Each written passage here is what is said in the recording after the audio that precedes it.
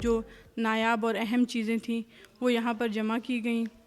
यहाँ पे आपको एंटिक्विटीज़ में पुराने सिग्नल्स मिलेंगे, टोकन मशीन्स, और इसके अलावा पुराने आर्काइव्स जो रेलवेज़ के हैं।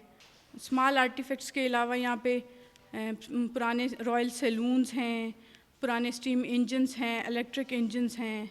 मैं अपनी फैमिली को लेके आया हूँ, काफ़ी सुना हुआ था।